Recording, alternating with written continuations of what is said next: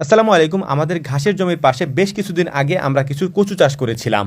সময়ের অভাবে আমাদের এখানে তেমন একটা আশা হয় না, যে কারণে এই কচু ক্ষেতের তেমন একটা যত্নও হয়নি। যেহেতু এই জায়গাটা প্রতীত ছিল, অর্থাৎ এখানে কোনো কিছু চাষ করা হতো না, যেহেতু একটু গর্ত টাইপের, এখানে পানি জমে যায়, যে কারণে এখানে আমরা কচু লাগিয়ে দিয়েছিলাম। এখন যেহেতু বর্ষার সিজন, তাই প্রতিদিনই প্রায় বৃষ্টি হয়। এই বৃষ্টির কারণে এই কচু ক্ষেতের কচু থেকে বেশ কিছু লতি আমরা দেখতে পেয়েছি গত কয়েকদিন আগে। তাই ভাবলাম যে এই পতিত জায়গা চাষ করা কচুগুলিকে সুন্দর করে পরিষ্কার করে তারপর এই জায়গাটাতে আমরা হালকা কিছু সার দিয়ে দিই, তাহলে এই কচুর লতিগুলি আরো বেশি পরিমাণে বের হবে ইনশাআল্লাহ। এগুলি আমাদের উপরি ফসল। এর কারণ হচ্ছে এই জায়গায় যদি আমরা কচু চাষ না করতাম, তাহলে এই জায়গাটা এভাবেই পতিত পড়ে থাকতো, এই জায়গায় অন্য কোনো জিনিস চাষ করা যেত না, কারণ এখানে ছায়া পড়ে। এর পাশাপাশি এই জায়গাটা হচ্ছে একটু গর্ত টাইপের, যে কারণে এখানে পানি জমে যায়। গতকাল থেকে এই জমিটা আমরা পরিষ্কার করা শুরু করছি, অর্থাৎ এই কচুর জমিটা আমরা গতকাল থেকে পরিষ্কার করা শুরু করেছি। তো আজকে আমাদের প্ল্যান হচ্ছে এটাকে আমরা আজকের দিনের মধ্যে পরিষ্কার করে একেবারে সার দিয়ে তারপর এখান থেকে যাবো ইনশাআল্লাহ। এ কারণেই আমরা খুব সকাল সকাল এই জমিতে এসেছি। এরপর এসেই এখান থেকে কিছু কচুর লতি আমরা উঠিয়ে তারপর বাড়িতে পাঠিয়ে দিয়েছিলাম, যাতে করে রান্না করে ওটা আমাদের জন্য পাঠিয়ে দেওয়া হয়। কারণ যেহেতু আজকে জুমার দিন ছিল এবং জায়গাটাও অনেক বড়, তাই কাজ করে শেষ করতে করতে আমাদের নামাজের ওয়াক্ত হয়ে যাবে, যে কারণেই আমরা এটাকে দ্রুত শেষ করার জন্য আর বাড়িতে ফিরে যাব না। সকালের নাস্তাটাও আমরা এখানেই করব।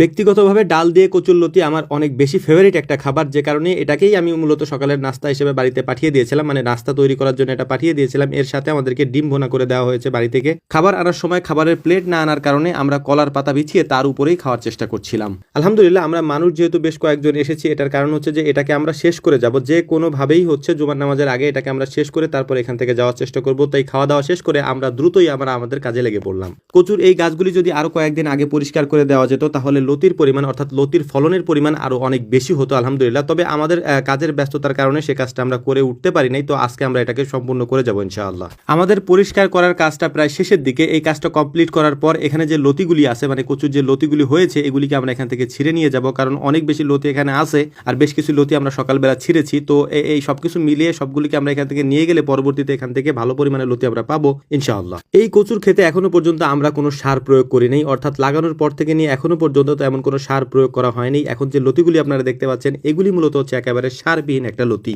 তবে মাঝে মাঝে পরিষ্কার করে কিছু সার যদি আমরা দিতাম, তাহলে আল্লাহর রহমতে আরো বেশি পরিমাণে ফলন হতো। তো সেটা আমরা করতে পারিনি, আগেই বলেছি কাজের ব্যস্ততার কারণে এই কাজটা আমাদের করা হয়নি। তো এখন থেকে এটা নিয়মিত আমরা করার চেষ্টা করবো ইনশাআল্লাহ। তো আমরা এখানে যে কয়েকজন ছিলাম বাড়িতে লতি নেওয়ার জন্য, আমরা হালকা কিছু মানে অল্প কিছু লতি কেটেছি এখান থেকে। এর পাশাপাশি আমি বাড়িতে নেওয়ার জন্য দুইটা কচুও কেটেছি, দেখার জন্য পরীক্ষামূলকভাবে যে এটার স্বাদ কেমন। যে লতিগুলিকে আমরা বাড়িতে নেওয়ার জন্য উঠিয়ে এনেছি, ওই লতিগুলিকে সুন্দর করে বেঁধে নিচ্ছিলাম আমরা। এর পরবর্তীতে যে লতিগুলি হবে, ওই লতিগুলি অনেক মোটা হবে ইনশাআল্লাহ। এর কারণ হচ্ছে যে বিকালের দিকে আমরা সার দিয়ে দেবো। এখন যেহেতু নামাজের ওয়াক্ত হয়ে গেছে, আমাদের দ্রুত চলে যেতে হবে এখান থেকে।